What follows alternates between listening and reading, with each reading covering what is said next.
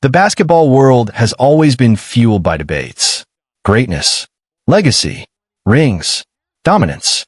And now, a new firestorm has ignited. After legendary coach Phil Jackson reportedly questioned the legacy of LeBron James, suggesting that modern super teams have reshaped how championships are won. This isn't just another talking head opinion. When Phil Jackson speaks, the basketball world listens. Because this is the man who coached dynasties. He led the Chicago Bulls during the era of Michael Jordan. He guided the Los Angeles Lakers through the dominance of Kobe Bryant and Shaquille O'Neal. 11 championships, 2 historic dynasties. A coaching resume few can match. So when Jackson questions how titles are built today, fans pay attention. According to Jackson's philosophy, championships used to be about system, chemistry, and patience. He built teams through structure, through triangle offense discipline, through leadership that demanded players grow within a system, not assemble one overnight. But the NBA changed. Free agency power shifted to the stars. Players began choosing their teammates. And nowhere was that shift more visible than in LeBron's career decisions. First, the move from Cleveland to Miami, a decision that reshaped the league forever. LeBron joined forces with Dwayne Wade and Chris Bosh on the Miami Heat.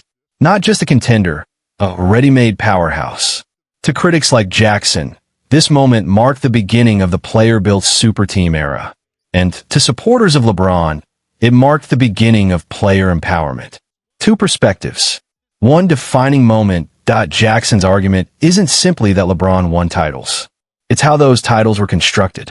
In Miami, LeBron captured 2 championships surrounded by all-NBA talent.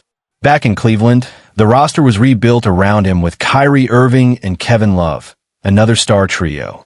And later, in Los Angeles, Anthony Davis arrived to form yet another elite duo. Jackson's viewpoint suggests that LeBron's greatness is undeniable. But his path to championships was different from the lone superstar myth fans often celebrate.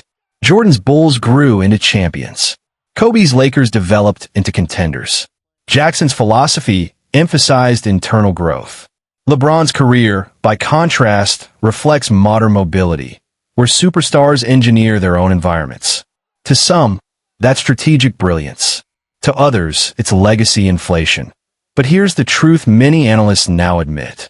The NBA is no longer a league where one star can carry a team to a title. Even the greatest talents need elite support. The Golden State Warriors built a dynasty around multiple all-stars. The Celtics and Nuggets rely on deep rosters. The league evolved. Super teams didn't just appear. They became necessary. So the question becomes, is LeBron a product of the super team era, or the architect who defined it? Even critics admit something important. LeBron's longevity is unmatched. His statistical dominance spans decades.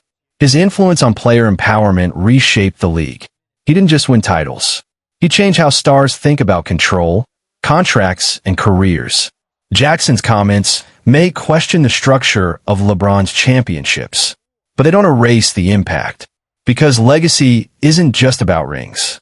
It's about influence, transformation, and the era a player defines. Jordan defined dominance. Kobe defined obsession. LeBron defined control. The basketball world didn't stay quiet for long. As soon as the comments from legendary coach Phil Jackson began circulating, debate shows, former players, and fans exploded with reactions. Because when someone with 11 rings speaks, the league listens. But this time, the pushback came fast. Several former NBA players quickly defended LeBron James, arguing that Jackson's comments ignore one major reality. The NBA today is nothing like the league of the 1990s. They point out that salary caps. Stars don't just wait for help anymore. They create it. Supporters say LeBron didn't break the system. He exposed how the system actually works. They argue that teams have always stacked talent. The only difference now? Players control the process instead of owners. Some analysts sided with Jackson, pointing to the era of Michael Jordan as proof that championships could be built organically. They say Jordan stayed, developed, and eventually dominated. But critics of that argument say it overlooks one key detail. Jordan also had Hall of Fame teammates, elite coaching, a front office that built perfectly around him. No champion wins alone. Not in the 90s. Not in the 2000s. Not today. Of course, the debate always circles back to one decision. LeBron's move to the Miami Heat. Some still call it the birth of the Superteam era. Others call it the smartest career decision in modern sports. Because once LeBron left Cleveland, he didn't just join a contender. He changed how stars viewed power forever. After Miami, players realized they didn't need to wait for championships. They could build them. Across social media, fans are divided into two camps.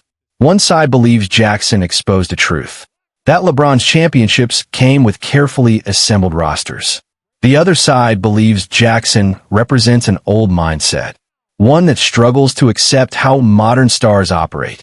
To younger fans, LeBron isn't the symbol of shortcuts. He's the symbol of control. But beneath all the noise, one deeper question remains. Is legacy defined by how you win, or simply by winning? Because if rings alone define greatness, LeBron belongs in the highest tier. If loyalty and one-team dominance define greatness, the debate becomes more complicated. And that's why this argument never ends. Not on TV, not online, not among fans. Because LeBron's career isn't just historic.